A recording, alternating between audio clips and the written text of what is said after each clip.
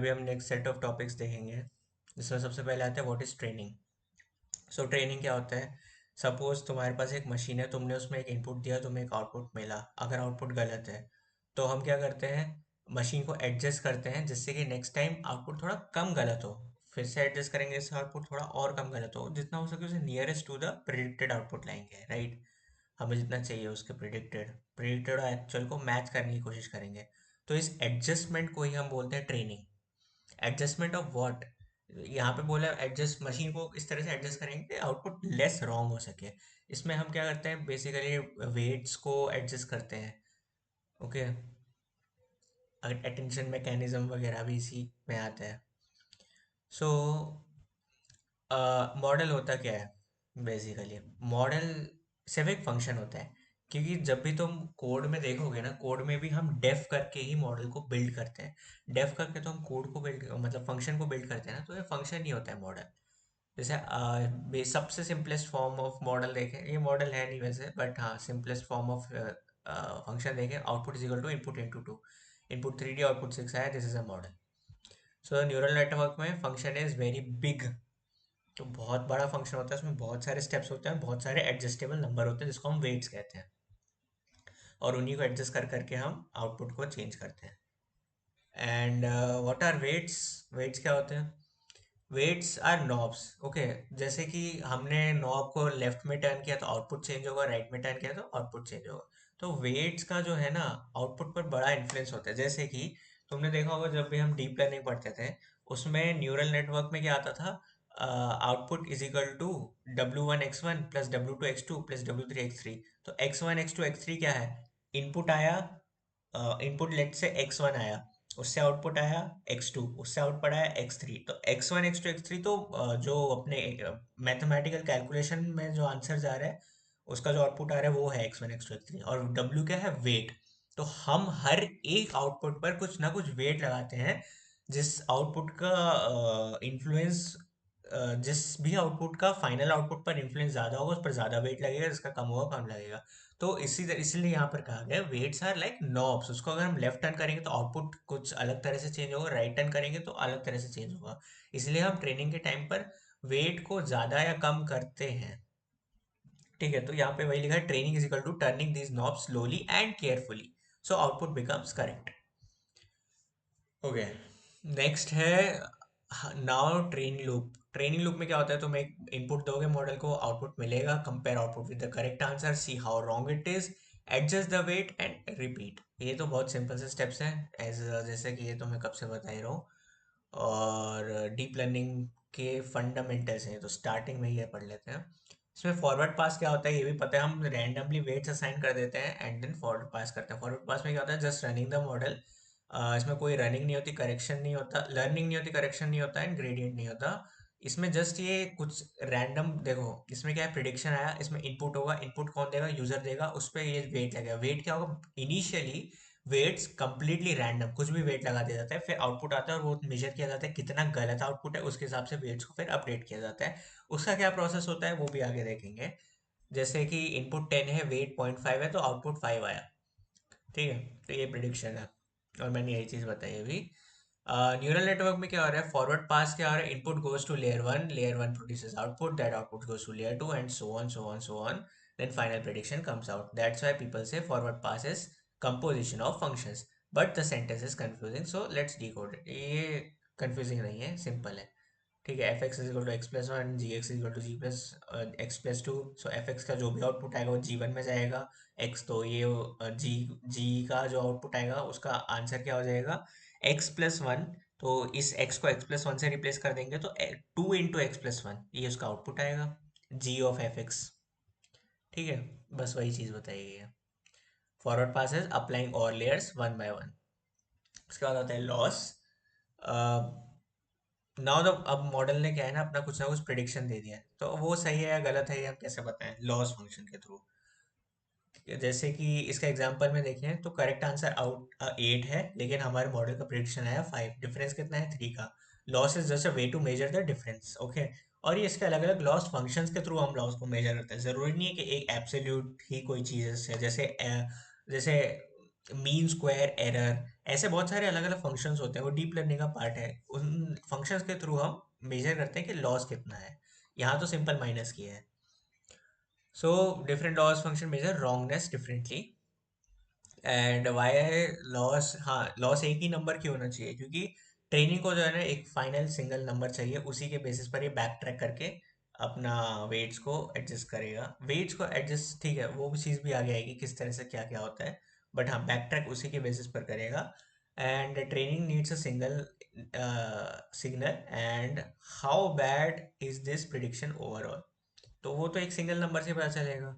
Loss अगर zero है मतलब प्रिडिक्टेड और एक्चुअल आउटपुट एग्जैक्ट मैच हो गया।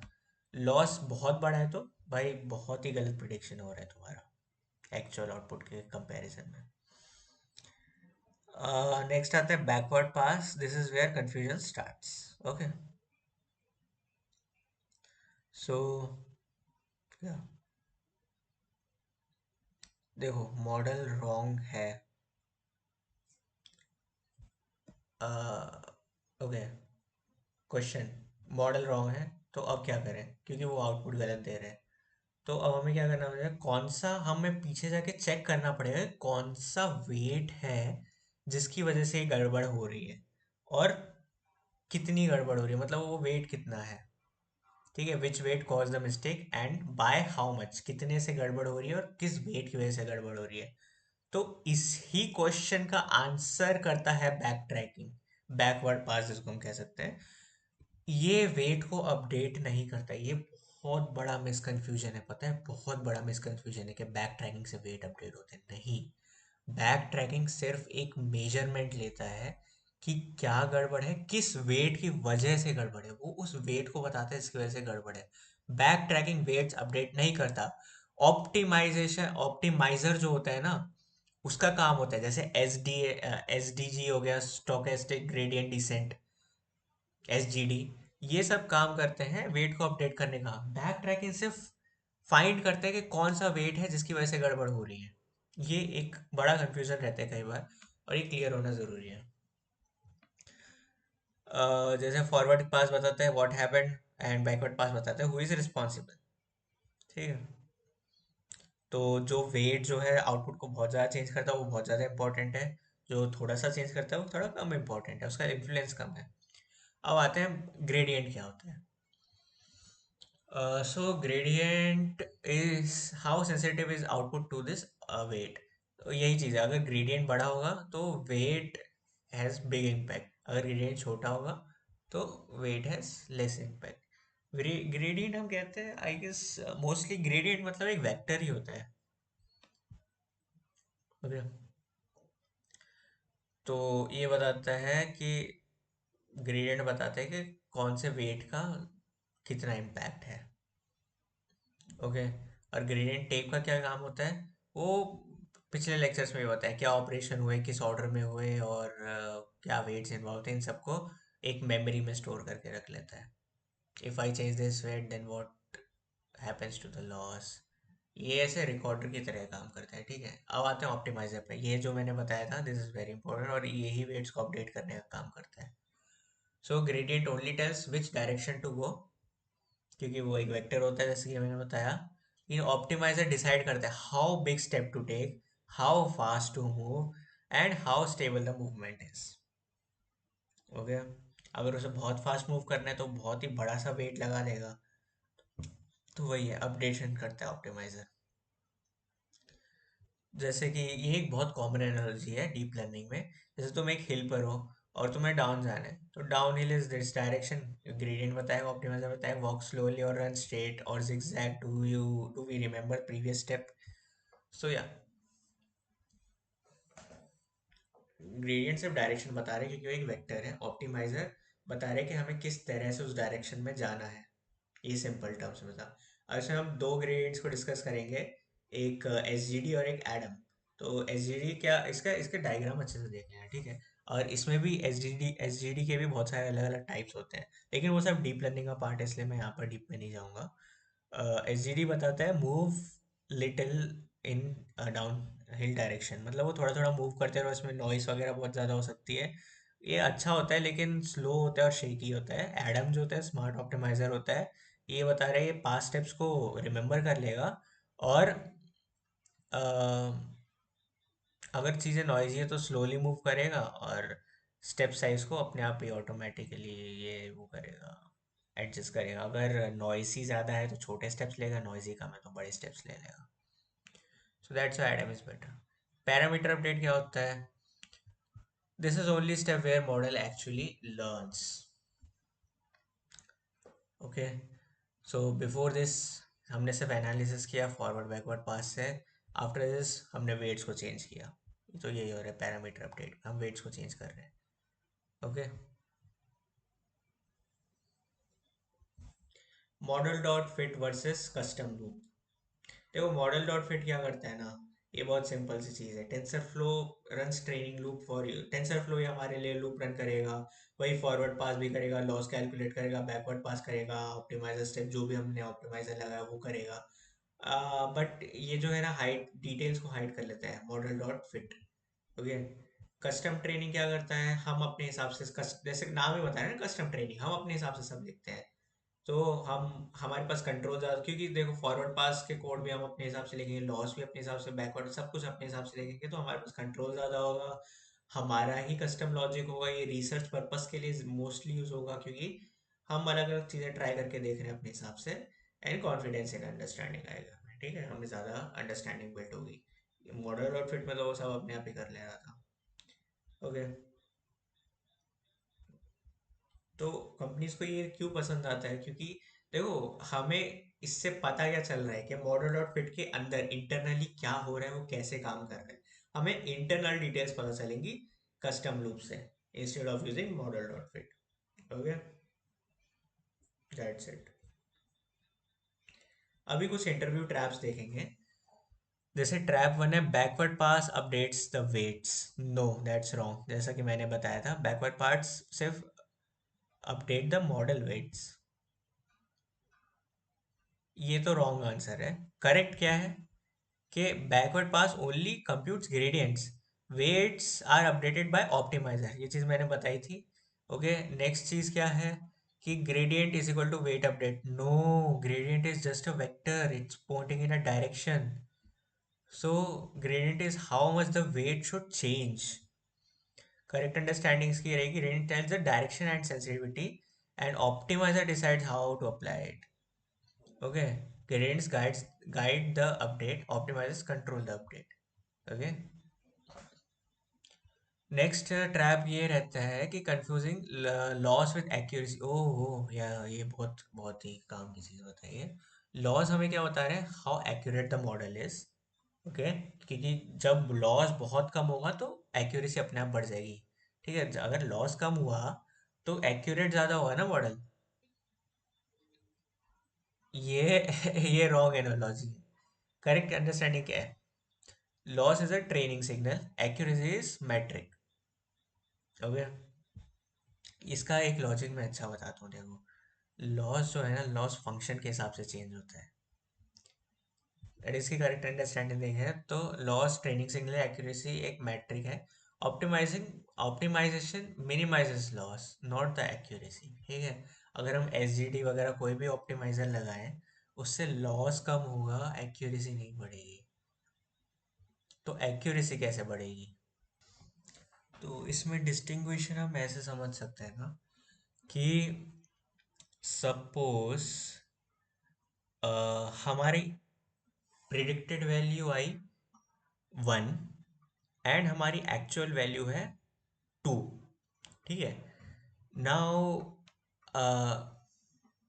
हमारा एक्यूरेसी क्या है, कम है। सपोज हमारी प्रिडिक्टेड वैल्यू आई 0.99 और हमारी एक्चुअल वैल्यू है 1। तो क्या ये एक्यूरेट है? No, it is not accurate. We want 1 not 0.99। 0.99 को ये ज़ीरो कर देगा ना। कर सकता है अगर चाहे तो, मतलब उसका सिंप्लीफाई करके उसको एस्टिमेट करके। सो वो तो एक्यूरेट नहीं है। लेकिन अगर हम लॉस के टर्म्स में देखें तो लॉस तो बहुत ही कम है, मतलब ये मतलब एक बहुत कम लॉस है।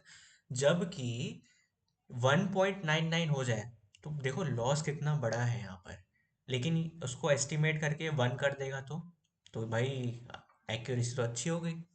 तो वही दिक्कत है कि दोनों चीज़ें बिल्कुल अलग है, हम दोनों को कंपेरेबल नहीं रख सकते, लॉस और accuracy. No, categorical versus sparse cross, categorical cross entropy.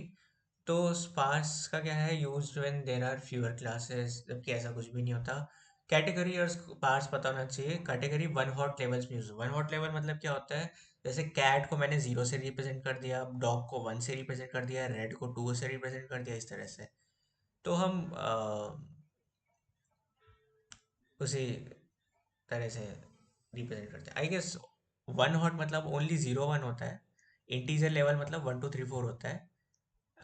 So math is same but input format is different, okay या। वन हॉट में 0 1 0 1 होता है, इंटीजर में 1 2 3 4 होता है। ठीक है, तो ये भी डीप लर्निंग का ही पार्ट है। जैसे हमारे पास 3 ऑब्जेक्ट्स हैं, कैट डॉग और फॉक्स।